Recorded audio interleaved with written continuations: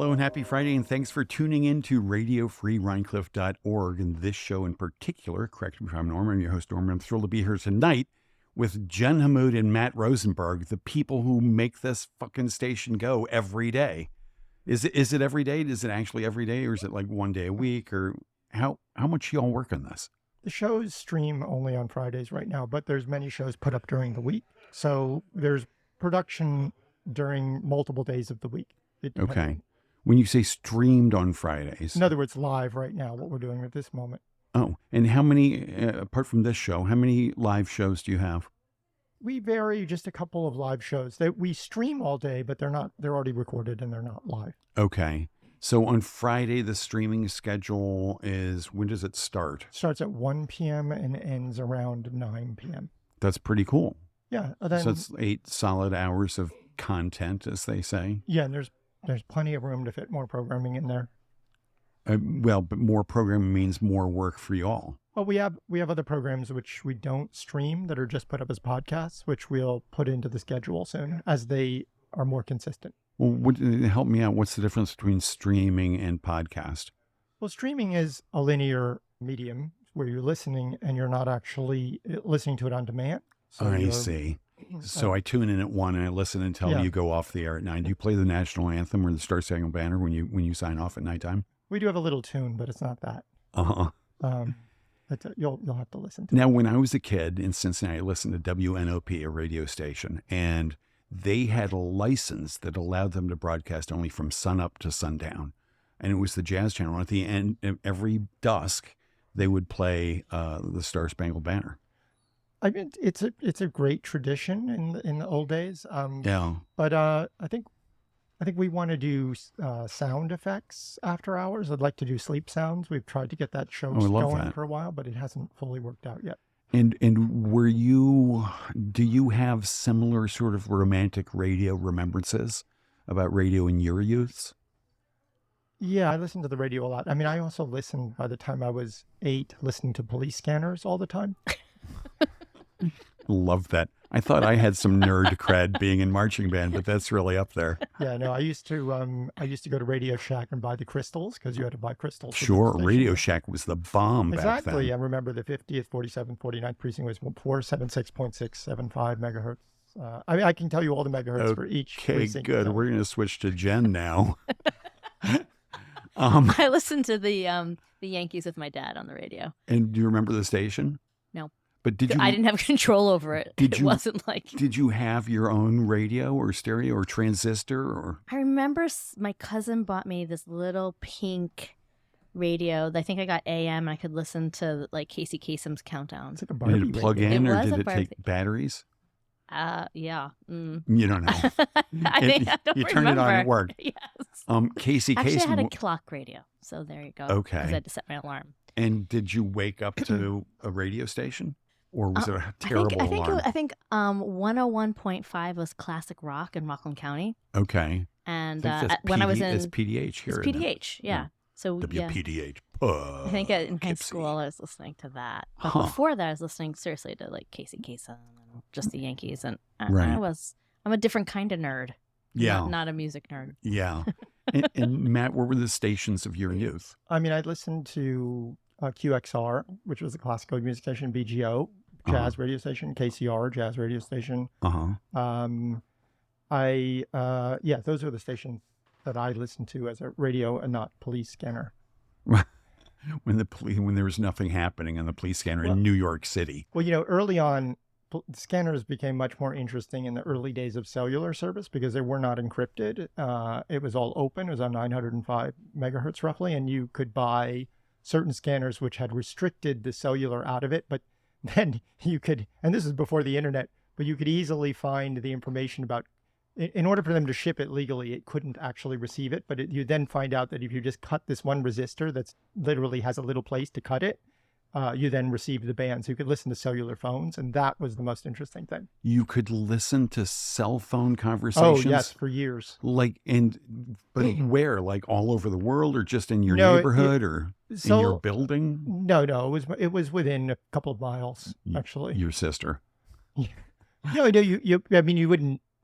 you didn't know who you were listening to. I mean, there were a couple of famous people I think I heard, but the most disturbing thing that I heard most often was husbands cheating on their wives. Right. Shocking.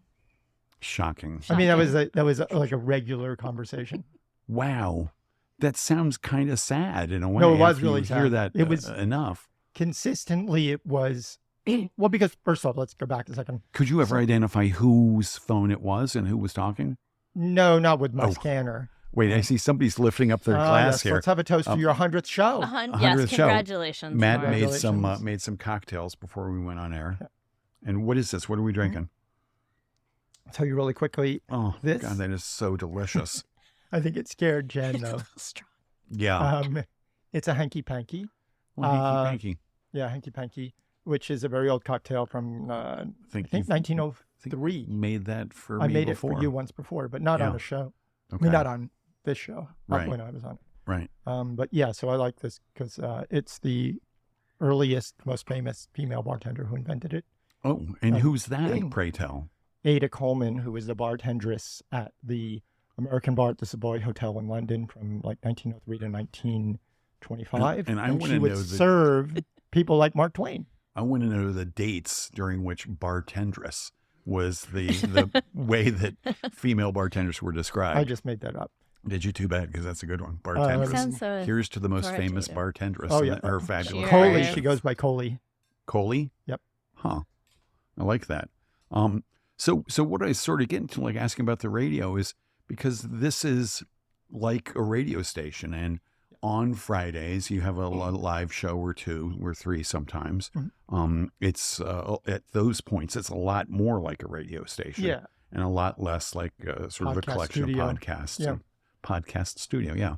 Do you think? I mean, when you were a kid, did you ever imagine like, oh, I'd like to do that kind of thing that you're listening to on QXR or BGO or whatever? Not exactly. I think I imagined running a phone company, so it was kind of you did, so you could listen to more cheating bastards. Pretty much. No, that wasn't why I wanted to run a phone company. I just liked phones. Right. So no, I didn't imagine a radio station per se. Right. So even the shows that aren't live, we tape them like they are. We try to, at least. Okay. We try to get the essence of the show without doing a lot of pausing and editing. Right. So we have, 15, 18 shows that we have 18 shows. Uh-huh. And we do try very hard to keep it as live as possible. Right. Live to tape.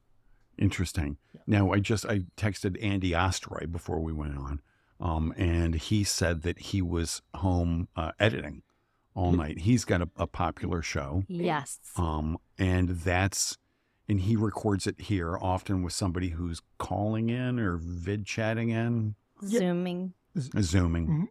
Yeah, that show is highly edited. That's the show that is the most highly edited, and that any host that wants to take on the role of editing to that extent can absolutely do it. But do you all do that for some other hosts? We don't do that level, but there is some editing done on any podcast that can be somewhat extensive, and then it depends on. Mostly, we just adjust sound, but there's some editing. I mean, if we can, for a podcast, we get rid of ums and ahs and pauses and things like that. Right. And you said the other day that you edit this show. We do. On occasion, we will take it and process it so that we get rid of the background sound. And if you go over, we edit out the intermission area of the show. Right. If I have sort of the add-on after the hour. Yeah. So, I mean, it isn't extensively editing. If you wanted to edit it, we'd give you the ability. One of the things we try to do here is, I know you don't want to edit it. Yeah. But what we want to do is remove any friction between the production of the show and the host and getting that show out. So in other words, we don't look for a host who's necessarily technically competent. They don't have to know how to do anything except be a good host. And then we remove all those pieces. But if they want to do more and they want to edit, we'll teach them how to edit, and we can collaborate because the software we use is collaborative. And of the shows that get edited, what percentage are edited by the host and what percentage by y'all?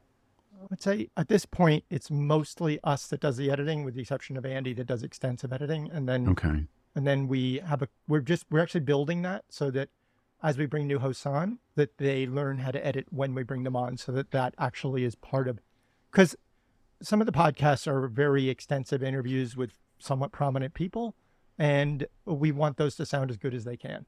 Right. And who are some of the somewhat prominent people who've been on Radio Free Rhinecliff? We run the gamut from, movie stars to... Come on, name drop. Peter Riegert is going to start having a podcast. He has one in the can. He's from Crossing Delancey and Local Heroes. And so he learns how to do Descript, and he's going to be doing some of his editing, and we'll help him with the removal of the background noises. And Kitty Pilgrim, right? Yeah, we do. We edit that show. Pilgrim's Progress. Right. Gyno Curious. Right. With Dr. Amy Novat. Right. But I mean, Kitty's a celebrity in her own right. Absolutely. Right? So have you had any celebrities in here and just been like tongue-tied and starstruck, and or just really just the first like texting home like, oh my God, so-and-so's in the studio right now? Celebrity may be a relative term, because what I would consider a celebrity that came in here, who was kind of a celebrity, was Soledad O'Brien, and I was totally, I love her. Yeah. You were nerding out over totally nerding out. Yeah. We're just going to go with that theme. Well, I had just started learning how to be a sound engineer, and I didn't feel like I had really a place here at the time. And Andy's first guest was Paul Rudd, and I just sat there and I just smiled like a grinning idiot for the entire hour. Like, I don't want to mess up, and I just can't take my eyes off of you. That's so sweet. And it was ridiculous. Did he really have this sort of a movie star charisma? Yes. Yeah. Yes, 100%. But also, and such a in a nice way, not in a nice bad way at all. man. Right. Lovely person. Huh. And he's got a house up here somewhere. Somewhere, yeah. Yeah, and is one of the Lovely owners wife of Samuel's. Mm-hmm. Right.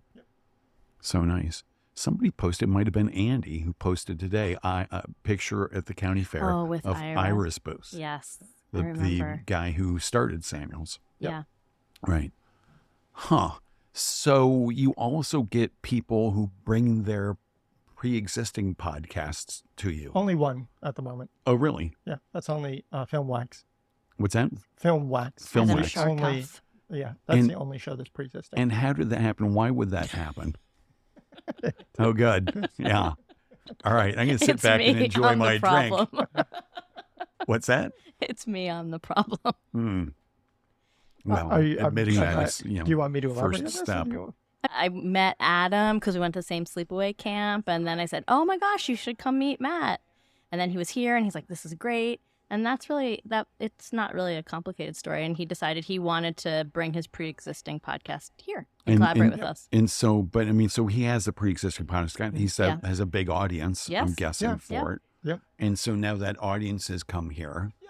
And that's a Somewhat. good thing for you. And what does he get from parking his podcast here? I'd like to think that what we have built here is a space that is inviting for him to have guests in, although many of his shows he doesn't record here, but when he can, he'll bring guests in. I think most people, I'd like to think, find what we've created very appealing to be part of this community.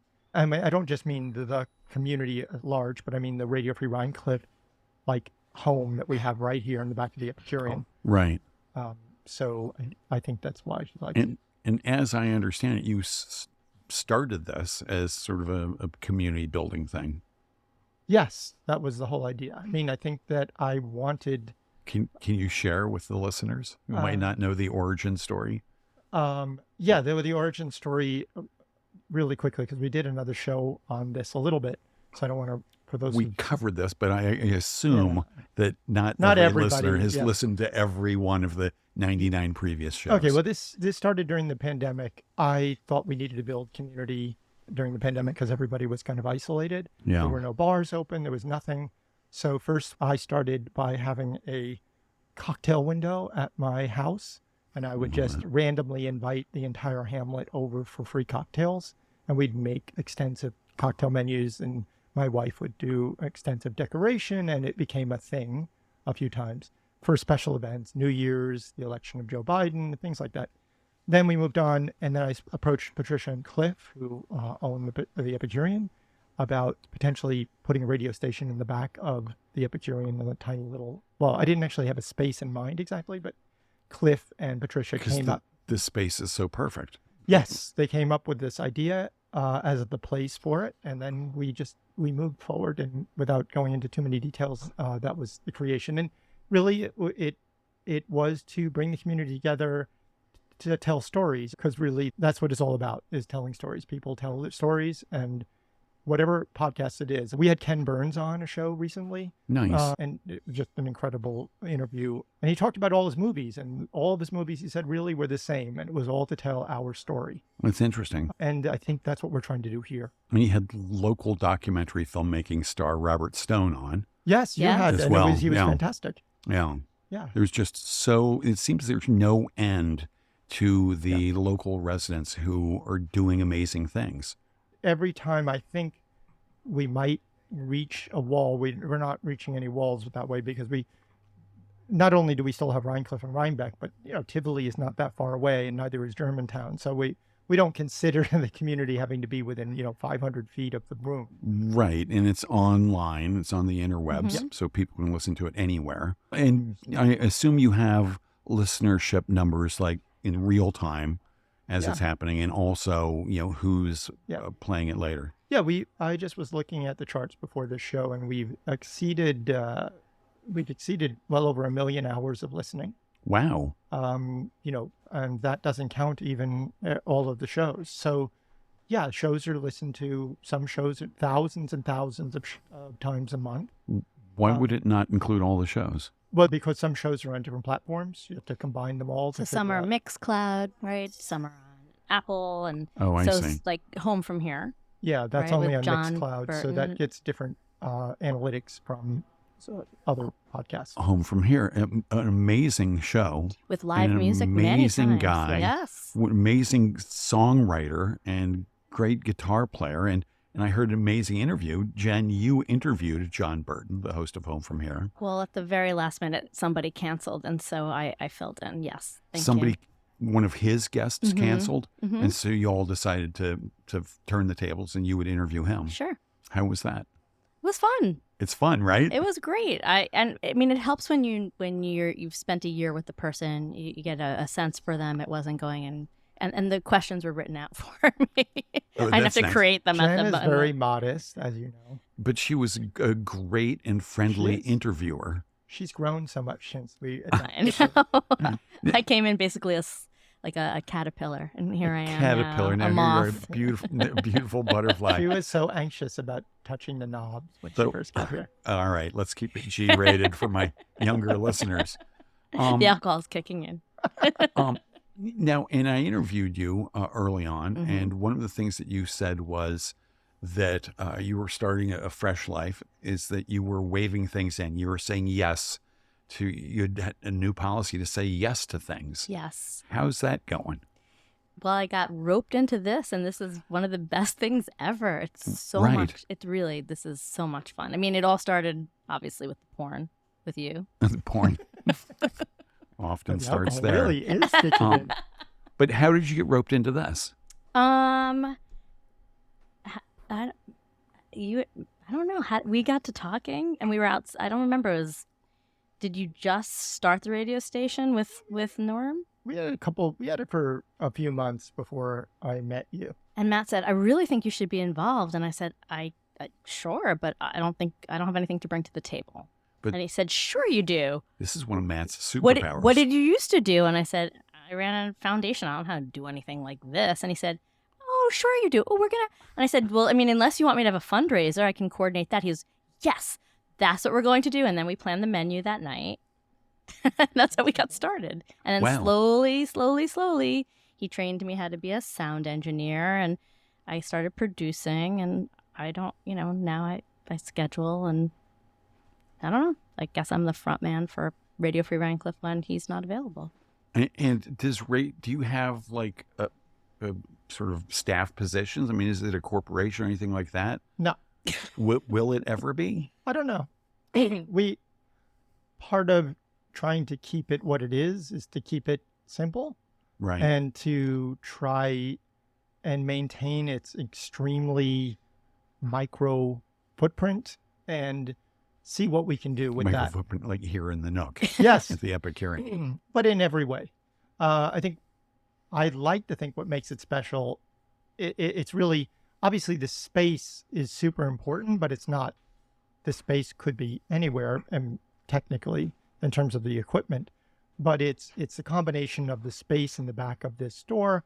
And I'd like to think we inspire people to do their best. And when I asked her to join, I think she was afraid of, like I said, moving knobs on the control panel. But I have no technical skills. Messing up the Paul Rudd interview. At all. So right. But I didn't think that was a good match. But you saw beyond that.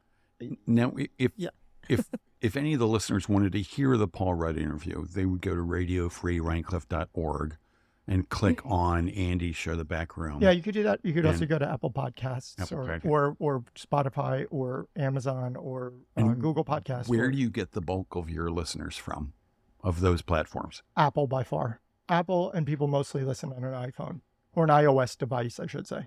Huh. Google is a distant, far away. It's basically Apple, Spotify, and the rest is split up between iHeartRadio and a few other places. Huh. Interesting. And what are you said you want to keep it manageable and small and friendly. Yeah. So you don't have sort of world domination plans? No, when we do the fundraiser, we do one annual fundraiser, and I want to have it personal. So I make every cocktail for everybody who comes. If it's 100 people, I'll make 100 cocktails or 200 cocktails or whatever it is. Right. And that to me is very important. That's the way I want to have face-to-face with everybody. Sure. I want to see everybody. I don't want it to be... the guy in the back of the line yelling, hurry, hurry. Exactly. Well, there is that downside. But the point is, it may be wrong or stupid, but it's people seem to like it. And it seems to be working in this very small way, but having a really big impact from what it's small. Poetically harkens back to you opening the window and serving cocktails during the lockdown. Very much so. It does, yes. And, and we're doing all the cooking. And the Epicurean is very generous, and we keep the food as locally sourced as possible. And, I'm serving, and... Chris and Patricia are helping with cleaning, and we try to keep it and small, but we couldn't raise the funds without all the people who are also donating, who aren't coming to that fundraiser for our annual appeal. Right. And you have a fundraiser coming up at some point, don't you? Oh, that's true. On September 22nd, we have. She totally forgot. Thanks, Norm. We have a fundraiser, and it's really a fundraiser. It's a suggested donation of $20, but it's give what you can for John Burton, Home From Here, and for he's hosting and artists. Performing. Yes, and they're Jesse Lee Montague and Mark Delgado and Seth David Brannitz. Open up the poster, if you like. Oh yeah, there it is, right there. And they're all David Brannitz. And they're also going to tell stories, and they're going to collaborate, and it's acoustic, and it's going to be at the Morton Library, and I'm sure that it's going to be on radiofreerhinecliff.org if you'd like to get tickets ahead of time. Get them fast. Because they're going to go quickly. Yeah, it's an amazing event. Yeah. And the Morton's a fabulous place, but it's not, huge. Yep. Yeah, I mean, people have already... Well, I'm not sure how the word has gotten out so fast, but people are purchasing I saw a couple of things online. Oh, okay, yeah. Great. Yeah, that's right. And the Morton is really, this treasure. Radio station has become, a heartbeat of the community, much as like the Hamlet Tatler is. Absolutely. And the real heart is the Morton Library. 100%. It's really remarkable. That's why we moved here. How much is it? I mean, yeah, the library was a big factor in why I moved to Rhinecliff. I love that. And Sandy, who runs it, is just so lovely. Yes. And like Jen, she says yes almost every time she can. Always. Yeah. Yeah, it's a fabulous place. So that's where the fundraiser is. What's the date of the fundraiser? September 22nd. That's a Friday night. 6 to 8. So right after your show. Right after your show, we'll probably wait 15 minutes so you'll be able to mosey on in. Yep. And yeah. Right. Will you save me a seat? Absolutely. Mm-hmm. All right, good. So you have a fundraiser, and what percentage of your funds, your operating budget, comes from a fundraiser?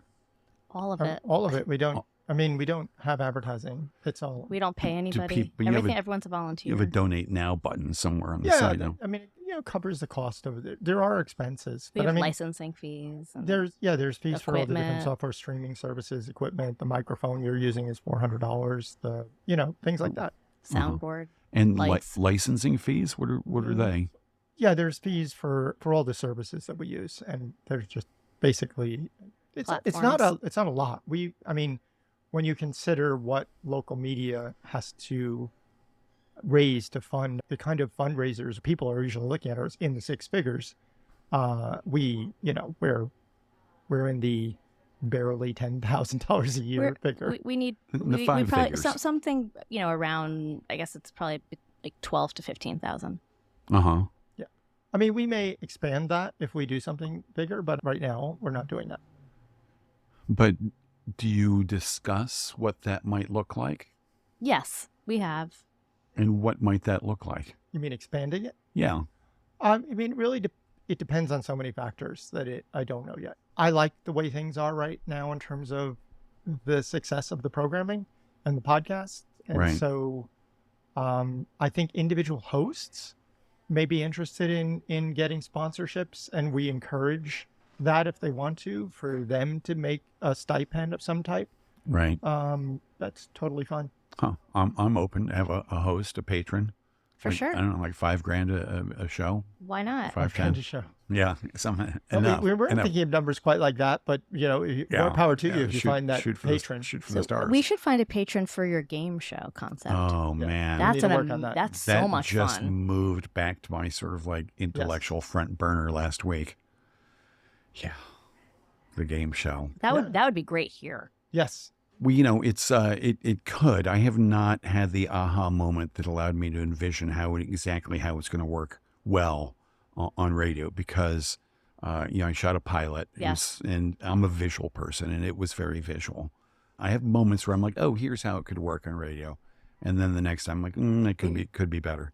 Well, So- you can do it on YouTube. But you were always expanding. You're always bringing new people in. We're expanding in the sense that we want to expand the programming, and we want Right. new podcasts, and we have a lot of ideas that are going to come to fruition soon, I hope. Such as Polly's Arc Polly's Arc. with That'd Polly be Kaplan. Polly Kaplan. Yes. Yeah. And Who's amazing. I interviewed her a couple of months ago. she is amazing. Just amazing. And, in one of those interviews, and there's so many like this, I'm like, can you come back? Can you come back? I want to talk to you more. She's a riot. I love Yeah. her. So she's doing an animal and pet focused Yep. thing. We're putting a bunch of these in the can, right? Yeah, Initially. those are in the can. But we have other Okay. shows that aren't even in production yet. They're developed, and we are going to start recording them soon. Yeah. We have some limited series coming. Oh, as yes. well. What is it? We have some limited Oh, series coming. So a mini series. yes, Huh. Such as. There's going to be a story by our new engineer, hi Matt. Matthew. And he is a writer, and he is developing a podcast, 8 part. I'm not sure how many exactly. 6 part, which we're going to be casting soon for the actors. And will you? Cast me. And will you get them all in the can and then drop Yes, drop at them? least, Yes. at the very least, more than half of them. Right. Yeah. Amazing. And what else is coming down the pike? I'm most excited about Pantry Picks. Pantry Picks. Yes, that's What- a new podcast. And what is that? Well, it's a food podcast. Well, it's going to be a combination of an interview show, small interviews, 10 minutes, but also we're going to do roundtables and discuss condiments. Okay. It's so much sexier than it sounds. sounds really expansive. Condiments are hot. Yeah. What's happening with the sriracha shortage? That is Well, a it's big funny story. that you It's- asked. Yeah, let's hear it. You I'm know, serious. Well, if you, there is a sriracha I shortage, know. but only for one brand. There are many srirachas. But Roland makes a terrific sriracha, which I would recommend highly. Yeah. Even Trader Joe's has a sriracha. It's so popular. We have to do a lot of horizontal testing. We're going to do taste tests. We're going to discuss how we use condiments. We're going to bring people in to talk about their favorite condiments. Condiments are hot. All right. What's your favorite condiment? Oh, that's really tough. I mean, the most magical condiment in the world is clearly mayonnaise. I feel the same way. Totally. I know. Really? Because it's an is. emulsification of egg and oil that creates this complete magic. And do you make your own mayonnaise? I do on occasion Nerd. make my own mayonnaise. Yeah. I actually have this beautiful vintage Wesson mayonnaise maker because years ago in the 30s, they sold oil, obviously Wesson oil, but Sure. they didn't sell I went to a lot eggs. of their parties. And so they have this very strange, it looks like a tall ball glass jar with a metal piece that you go up and down with, and you pour your oil and your egg in. Can you make that motion again? Yeah, that's it. I should do that. Let's have But no, another I cocktail, actually Matt. don't usually use that. I don't usually use that to make mayonnaise. I'm not quite envisioning the contraption, but it makes mayonnaise, and Yeah, you've I mean, used but it you to know, make food mayonnaise. processors are the easiest way. If you ever Right. notice that in a Cuisinart, the tiny hole in the top. pusher top, Uh-huh. that is for a reason. For It's the not just for oil. it's for two reasons. One for the oil, which is what we're talking about, Exactly. and two, if you put it in the wrong way in the dishwasher, it'll drain. I didn't know that. Yeah. Huh. So I never The even more you thought do. about This the guy- dishwasher a book I want to thing. write on the history of food appliances is another. You thing know, in my- unless it's upside down, if it's upside down, it's not going to drain. It's no, gonna, it won't matter. There's a hole in it. if it's upside down, How? the water's going to get caught in there. No, because I'll draw there's you a diagram later. Do you understand? There's a hole. That's if it's right side up. No. The water I goes in and understand. drips. Thank you, Jen. I'm talking about the pusher tube. Oh, the pusher. Oh, the pusher. That's all I'm too. talking Oh, the pusher. Okay. Yes. Yeah, I've got a Cuisinart Mini Prep, Mhm. which is Yeah. the most used electric appliance in my kitchen. Cuisinarts are an And, amazing. and it has the hole, Yep. right in the middle Sure. for drizzling the oil in. The history of the Cuisinart is a show in and of itself. And will that be a show on Pantry Picks? I would like to do that. And- Yeah, food appliances are super critical. Who's hosting this? It's certainly It's going to be a scintillating. round table of myself, Jen Hammoud, and Patricia Wind. Wow. Yeah. Will you have guests on? I want to. All Yes. the time. I We Yes, talk the about whole their favorite point. condiments. Oh boy, that's tough. You guys Yeah. really you're sticking with mayonnaise? Well, No, just no, for that was, just for you that. just asked us Yeah, what the our favorite. favorite Yeah, condiment and was. you're sticking with that answer. Oh yeah. Well, I mean, the most Matt, I got to ask magical. engineer Matt now. Favorite condiment? You people disgust me. Really? I know. Third. I'm gonna. It's a I'm third. gonna.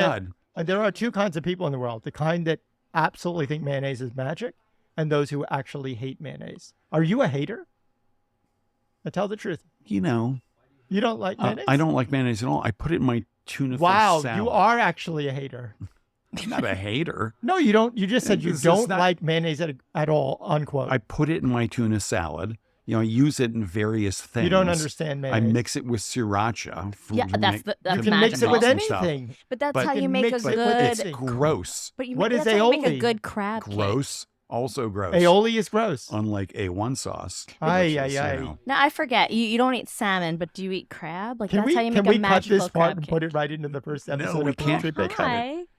We can't Carrie cut that Truman part. just made an entrance in Yes, Carrie, who has a show on She this does. She station. does. What's it called? Itty bitty Itty bitty kitty corner meow mix. and it's amazing. It's It's amazing. an And her amazing show is a podcast. Does she edit it? That is Who edits it, Matt? Oh yeah, good. Should we have Okay. her in here for some marriage counseling? That's possible. No, the Itty Bitty Kitty Corner Meow Mix is the most complicated show to produce. It is a wonderful show. It's so beautifully conceived and put together, and It's a the tour de force. writing and the songs and the political statements. I mean, it's really just an amazing show. I agree. So And if- Kerry is will be And thrilled the to and hear the editing is spotless. it.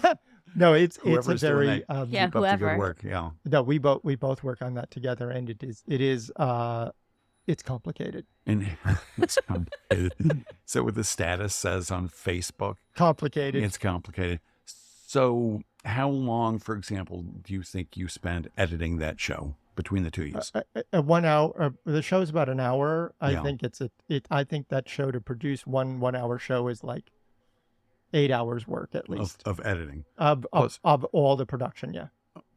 including the writing. Well, the and writing could conceiving. be actually no. I think the writing probably is 20, 30 hours.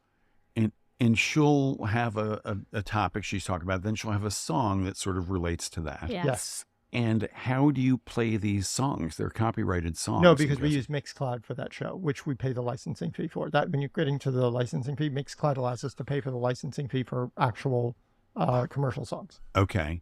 So I listened to one the other day. She played a Rolling Stones song. Yeah, that's totally fine. How much do you think they made off of that?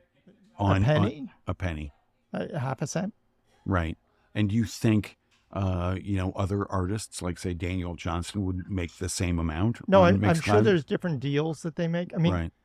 When you get into the music in podcasts, there's so much changing in podcasts now, actually. I don't want to bore people with this, but to go into, there was a recent survey I just came out last week, which showed that the top 3 podcasting platforms, 2 of them are not going to surprise you, but the third one will probably surprise you.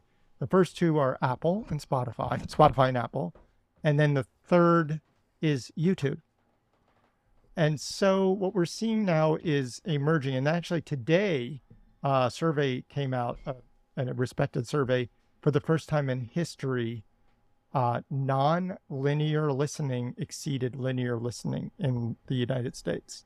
So what that means is podcasts and things that people get on demand have now exceeded listenership to people listening on the radio. Okay.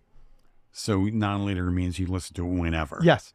Huh. And that's a huge change, which I did definitely feel was going to happen eventually. Sure.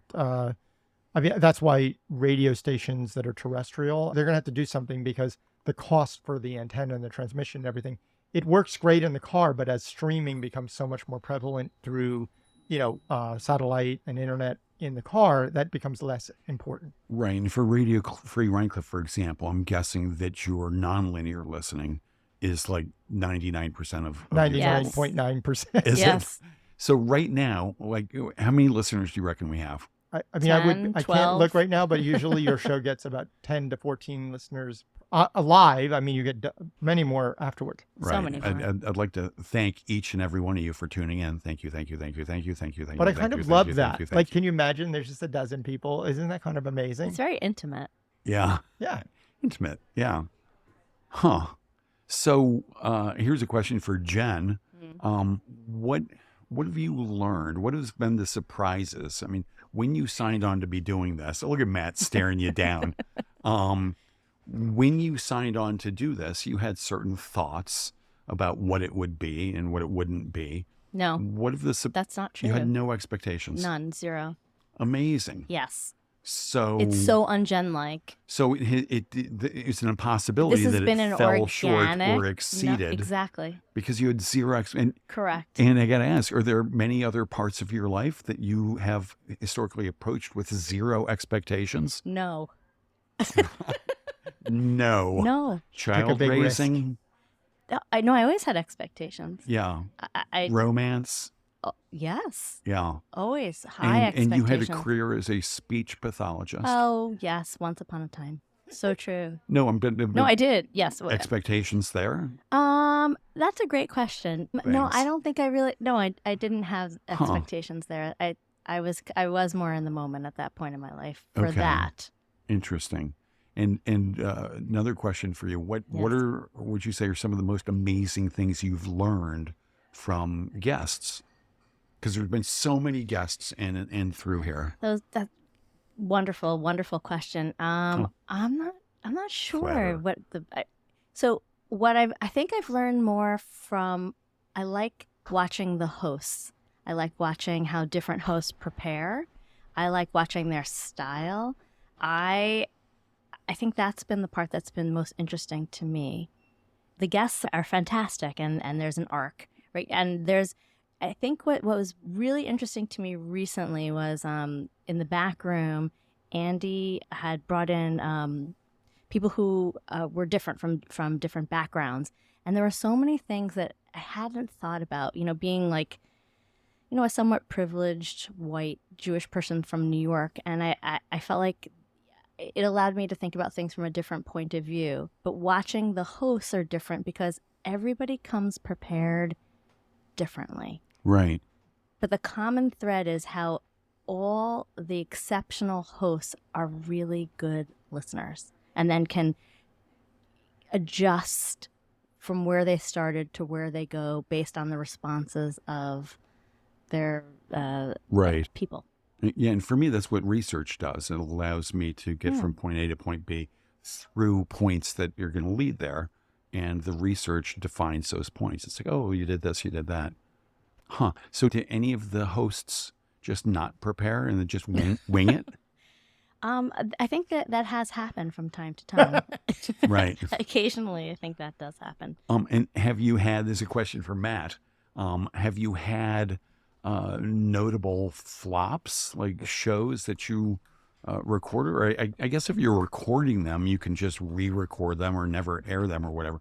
So live shows that just flopped?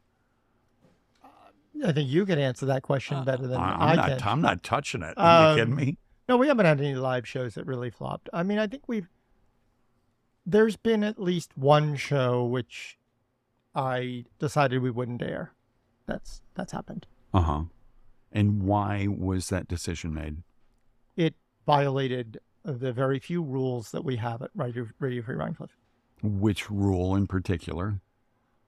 In that particular case, we really don't have a lot of rules because it's a free-form radio station, but we don't accept a lot of anti-vaccination information. Right. And we don't accept a lot of other conspiracy Climate theories. deniers. Yeah, we definitely don't have that. Right. Now, that's not to say someone couldn't be on and be anti-vax. That's fine if it is appropriately addressed by the host. Right. We have roughly less than 10 rules. Right. That's not acceptable. You know the website Daily Kos? No. It's a very big progressive liberal website run by Marcos Melitsas. Okay. Very, very large website for progressive causes. And he has very few rules about what you can post on it. One of them is that you can't post climate change denial. You just get removed. Not saying that you can't talk about it intellectually, but you can't post something that says it's not real. And so when you made the determination to not air that show, was the host upset? Was there pushback? No, it was about the guest. It was about the guest. It The wasn't host about is the like, host. oh, phew, thank goodness. Yeah, it was actually not going to be good for the host, and it wasn't going to be good for the guest. It didn't do anything well. Oh, there you go. And that's one show out of, I'm just going to Hundreds guess, and like hundreds and 1,000 hundreds, shows? thousands. Yeah, that's a lot. Since you've been in business? Yeah, there's a lot of shows. So yeah, no, it really hasn't been a problem. And one of the rules I know is no slander. It's not fun or funny, and you'll get sued. Yes. Have people ever? No, that's never been a problem. Really? Now I'm thinking of something slanderous I can say about you. That's okay. Yeah. So here's a question from a loyal listener, Kimmy, who says, since you've now listened to so many shows on so many different subjects with a wide range of people, do you have a better sense of what makes a person interesting? If so, can you define that? And another way to paraphrase this is when guests come in, where you're like, oh, they're going to be great. Or you handicap them like, oh, they're not going to be good. And then you surprise. I mean, can you tell? Can you guess correctly? Or I would say I can't guess. There's always surprises. I should say a guest will totally surprise me. Right. But there are some guests that I'm confident are going to be amazing shows, and they end up being, to me, amazing shows. And what makes a good guest? A couple of things. The number one thing is someone who can tell a story in a very compelling way and keep you engaged. Right. You did a show recently, which I think is one of my favorite shows you've ever done, which was the Joan Juliet Buck. And I thought that, when she came in, I felt confident that was going to be a very good show, and it didn't disappoint me. Oh, good. Andy did a show recently with someone I admire immensely, Eddie Glaude Jr. He was the head of the African Studies Department at Princeton, and he's an amazing writer. He wrote a book about James Baldwin, and that show is one of the finest shows he's ever done. I would recommend everyone listen to that show. Oh, good. It's just astoundingly good. Track it down on radiofreerhinecliff.org. I think Jen? I can't always tell. So I think I'm probably a little more surprised than Matt is when something's going to delight me, and I hadn't anticipated that. But when somebody is vulnerable and, is able to convey their story, you're right, it's about storytelling, but also that vulnerability of showing. And maybe it's not your authentic self, but it feels like I'm learning something about you that's like right? Well, That's authenticity. Dr. Amy Novak does a show, Gyno Curious. I had a friend, full disclosure, it was a friend, but she came in to tell her story about a very difficult birth. Yes. And I personally cried during the recording of that show. Yes. And I think Jen did too. Yeah. It was. Right. Yeah. That's a great answer, the vulnerability. Mm-hmm. I mean, because that reads as authenticity Yeah. and it reads as connecting with a deeper part of somebody. Yeah. And talk to Allison with Allison Chalwa. She's fucking amazing. She's such a good. So Yes. even, she's able to unearth things that you couldn't have anticipated that you would. There was this young woman who was very interested in sustainable clothing, and I was like, okay, whatever. But the way that she Right. did it and the way that she framed it and how she was able to Yes. get the information, and this young woman was so earnest but like interesting and funny, but it was because of the way Allison, I think, asked the questions. Allison asks such good questions. that's It's right. just amazing. I recently listened in preparation for this to so many different people's shows, and she's just spectacular. Really, Yep. I mean, she's a therapist, she's trained That's true. and has like decades of experience asking the right questions and the good questions that get to this deeper, authentic She self. shares something in common with you. Uh-oh. You are both free. Free? Yeah. Yes. I remember when I started, you'd be like, oh, you keep saying like amazing or something. And do I still do that? Not as much. Oh, God. But, I likewise assume if I were, if I were Just didn't know. somebody who did that a lot, that you would have said, dude, you got to stop with the ums. We do that. You What do did that. John say? How many ums did he have like in his John's first? first show is 87 ums. And did you feel just ever so slightly like bratty counting the ums? No, he didn't. No, he didn't. No. I see. How's the working relationship between you two? I think it's pretty good. Seems like it's good. Do you ever bicker about stuff? No, No. I mean once in a while, but not really. Well, I think there's shows that I think are amazing that Jen doesn't think are amazing. True, That's great. but Just But like- that's fine. I don't yeah. want her to. I'm not complaining. Is there any more of that cocktail, by I the would way? love We'll another make more cocktail. while you're- Yeah. I'll do that quickly. Thanks for asking, Dormy. Yeah, I've been sure. waiting. Well, that's the best part of having a show is you get to ask the tough questions. Like, where the hell's more cocktail? yeah, Coming. stat. Yeah. So Jen, what Mm. are your personal dreams for this? Where do you have any expectations now about where this might go? I think that Matt and I are in agreement that what the best use of, I don't know what my talents are, but I think the best use of our collective talents are developing new programming. Yes. So that's really where I'd like to see Radio Free Rhinecliff go. We're really fortunate to have Matthew come on as a sound What's engineer. your surname, Matthew? What's your last name, Matthew? Mercier. Matthew Mercier. And- Matt 2.0. That's fair enough. By the way, mix faster, Matt. As fast as I can. So that's what I'd like to see development. We have a whole list of shows that are in production, could be in production, and there's this wonderful woman that we've been talking to, and we just are. I'd like to hear people's voices from Latina voices and maybe people who are It's non-binary. I'd like to advance different points of view. diversity is not a local long suit No. here in Rhinebeck. No, but we're working to get people from other places that come in, and we've had several interviews with people who we were ready to start a show. and it just- Absolutely. Young. We'd love to hear from some young people. Yeah. Younger than me, Well, Yeah. maybe just a touch. just a smidge and a half. I think We that need a those Gen are Z show. those are my aspirations, and collaborating with the Hudson Valley Pilot. Oh, Yes. wow. We already. we They're actually- amazing. Yeah. Yes. And each of those guys I know has been in, some of them. Yes. You interviewed Claudia the founder Anderson of the Hudson Valley Cooley, Pilot. Eric was in, the founder was in, Mark First. Mark First, Mm-hmm. and who else? There's other people. And you guys were just interviewed by a reporter from there, I think, was. about how Radio to start a podcast. Yeah. which an article I can't wait to see. I'm looking forward to it. All right, cheers. Thanks for more cocktails. Sure. It's Friday. Put a little less Fernet in because you might like it. And Jen, what are some of the shows coming up that you're hosting one? Is there a show coming up that you're going to be hosting, you and Matt and Andy? Yes, we're going to be hosting Jew 2. Jew 2. And Jew what, 2. pray tell, is Jew 2? What do you call it, Norm? You have Christ? Norm, you have a name for it. Well, I had a name for it, and then Jen said that's not really what it's going to be like. And the nickname I had was Stupid Goy.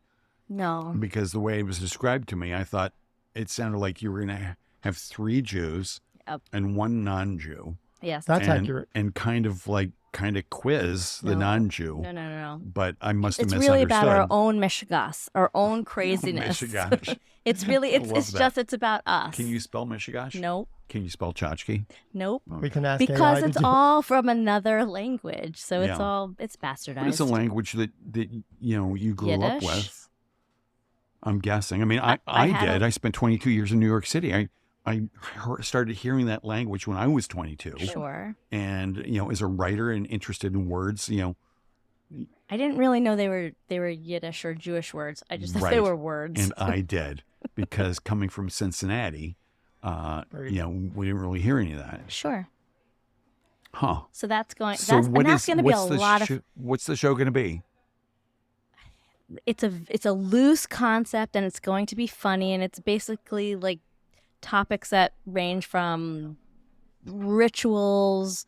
Jews have a lot of GI issues and weird gastrointestinal issues. Yes, and neuroses and interesting cultural customs and just a lot of craziness. And we'll have a topic, and we're going to bring in somebody who's not Jewish, and we're going to discuss see if there's something similar in that person's upbringing, and just sort of make light of it, and it's funny and riff on it. And Matt, Andy, and I, as a throuple, just thruple. I'm kind of kidding. So as the threesome that that we're here doing another show, I feel like we have a comfort level that we can riff off each other with our guest. All right. And then we can talk about matzahs on Pantry Picks. That's right. We can talk about different matzahs on Pantry Picks. We can matzahs, spin from one to the next. I want to know how you make your matzah brie. I hate matzah brie. You know how my God! I know that's about a textural issue. I hate the consistency. All right, I can't believe you're even talking about this. Put mayonnaise on it. No. Step up as a Wait token minute. goy. What is matzah brie? This is the goy. This is the matzah brie. So that's the show. Not matzah. Not matzah. So just else. so Norm. What the fuck is matzah brie? This is the show. Yeah. This is Jew 2.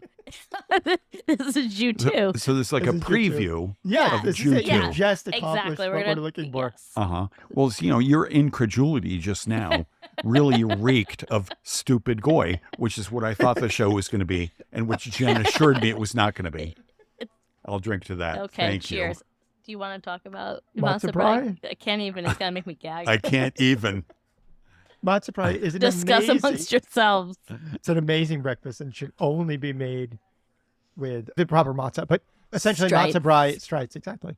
Matzah brie is basically matzahs that you moisten and then you mix with eggs and you make it into essentially crispy egg matzahs that you serve with jam and cream cheese. Gross. Sounds horrible. It's amazingly good, and I promise you'll like it. All right, what's with gefilte fish? That's another one of our topics. I know you said that earlier. I'm sorry to Gefilte fish is steal your generally made with lines. pike. Yeah, It's pike. So curating. gefilte, I'm not even going to go. You'll have to tune in to Jew 2 to And find out when- more about And you'll gefilte learn fish. and you'll learn what you need to have with gefilte fish. When- We can go over here. When will that be on the air, Jew 2? Well, we're gonna It's gonna be a hopefully, little while. yeah, it's gonna. But we're gonna. We'll invite you in as a goy, though. Yeah, okay. Oh, Thank that would be you. great. I love being invited everywhere. We can talk about matzah brie. We'll I make it also right here. I'll bring a enjoy pan. not going places after I've been invited. So yes, that's where we are. Huh. Well, so I've got plenty of neuroses and a lot of GI issues. Am I maybe part Jew, maybe. Jewish? Yeah. Have you Have done you done that? a DNA test? Done what? The DNA test. No, but my sister did. And No Jew? She still, I think she like rode away to get the kit, and it's on top of her refrigerator. But she saw a picture of I think, our mother and said she looks so Jewish here. And, I mean, between the autoimmune and the eczema and the GI issues, I mean, and my you've sister got had Jew all over you. well, my sister had converted like 20 years ago. To being Jewish? She converted, yeah. Oh, okay. Oh, so you're like right there. Jew proximate. Yeah. Jew proximate. Is that a word? It is It is now. now. Yeah. Wow. Well, so that'll be fun, but it'll be fun because you three are fun. And We hope. it'll be like this. Will there be alcohol involved?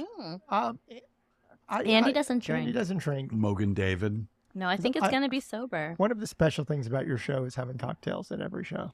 Yeah, we don't do that anyplace else. Allison does that sometimes. Oh, yeah, no, she has no, only with John. Drinks with shrinks. Shrinks and drinks. Oh, that's a lot of fun. That's a John great show. Nathan. Well, Yeah. we're going to get John Nathan to do his own show eventually, but he has his kids have to go to college. Yeah, we want him to do ask- a call-in. You ask everybody, like every other guest I've had in here, Matt's like, oh, you should do your own show. Call No, me. you gotta recruit. We'll make it happen. And many of them have said yes. Sure, it's Yeah. your 100th show. Thank and you. again, Thank you, cheers guys. to Cheers. you. We have cocktails. On Cheers. our first show on Radio Free Rhinecliff, The which very first we- inaugural show. we are so grateful. I love that. We're I'm- so I'm grateful kinda to you. proud of Thank that. you. You're our For own no good reason. little NPR man. NPR man, Josh Landy. No, you have the voice. Absolutely. You have the tone. You have everything. the face. You I get could the do face You're it. the for full radio. packet. I always think of Broadway Danny Rose when I think of you, and I think I'm Woody Allen, and you're going to leave me, and I'm going to be stuck with the person who plays the glasses at Thanksgiving. Which is so cool. Playing the glasses. You know the movie. I do. Okay. Yeah. I just want to make sure I wasn't talking but, correct you to know, avoid.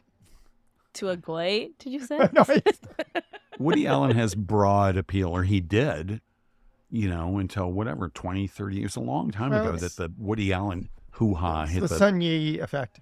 Yeah. All right, so you've got the Shame the Goy show. What's it called?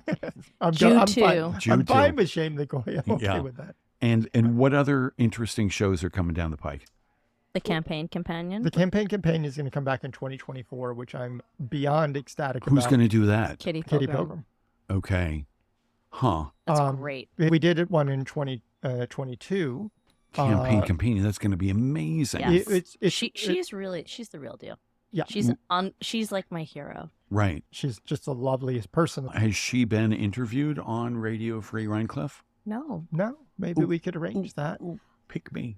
I And think did- that- and she lives- Why didn't we think I of don't know. that? That's such a She's- Norm. That's why we keep you around. You're so full of good I ideas. wondered why. It's kind of obvious, It's isn't it? so obvious. She lives locally? Yes. She lives in Rhinecliff. Obvious. I didn't want to know about the obviousness. Yeah, that'd be great. I would love to meet her I and think interview. Her story is worth listening to. It's she was one of it's the incredible. first 3 women that CNN hired, along with Christiane Amanpour, and I don't know the third one off the top of my head.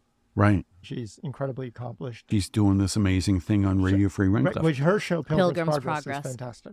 So- Women of note. Right. Yeah. And for me, it's been absolutely fascinating. Yeah, she interviewed Jerry Laybourne, who I was like emailing, hey, good, can you come on? She's like, oh, come on. I'm like, when can you come on? Oh, no, come on.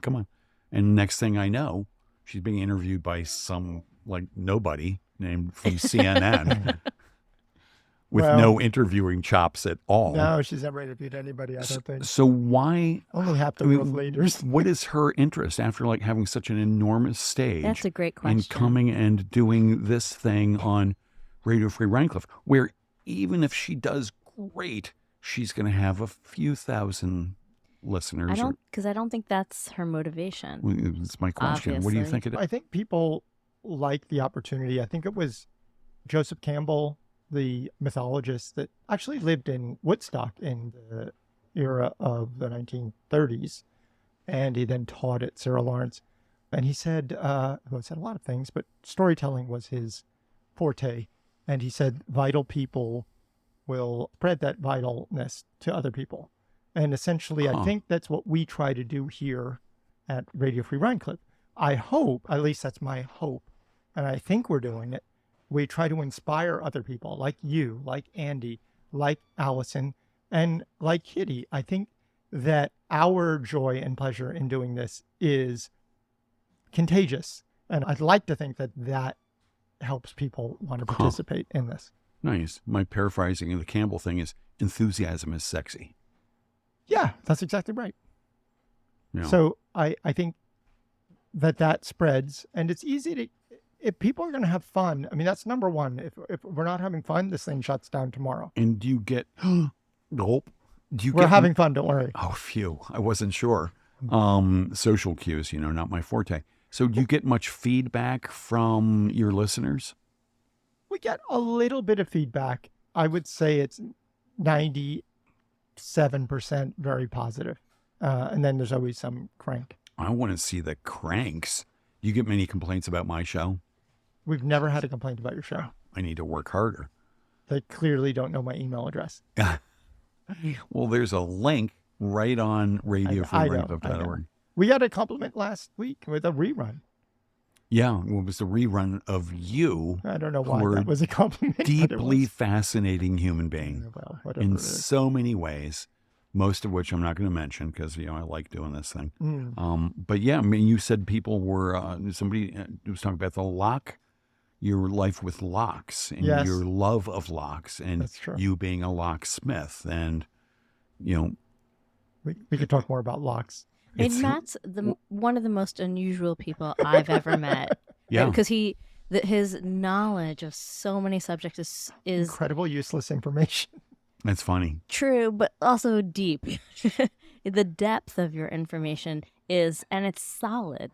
I'm kind of naive, so I'm like, maybe the last couple of years he could just say anything to me, and I'd be like, wow, he's just but seriously, like. It's unusual for somebody to have the kind of knowledge that you have in so many different areas. The depth and breadth of knowledge is ridiculous. Yes. It's and humble. It's all curiosity. That's all it is. The most important thing about everyone at Radio Free Rhinecliff, if I could name one quality, and that's for every host and everyone who's here in this room, is curiosity. And if they're not curious, they're probably not going to be on the show. I mean, it might be a guest, could be a poor guest, but they're not going to be hosting a show. I love that. And I think I'm going to close it there because that's such a beautiful thought that the unifying principle, the unifying trait of all of the hosts here is an abiding curiosity about people and the world around them. Yeah. Which is so good. Well, cheers. Thank you both so much for being here. Congratulations on your 100th show. Congratulations. 100th show. Thank you so much. Everybody have a great day, whatever day it is when you're listening to this. Goodbye. Thanks for tuning in.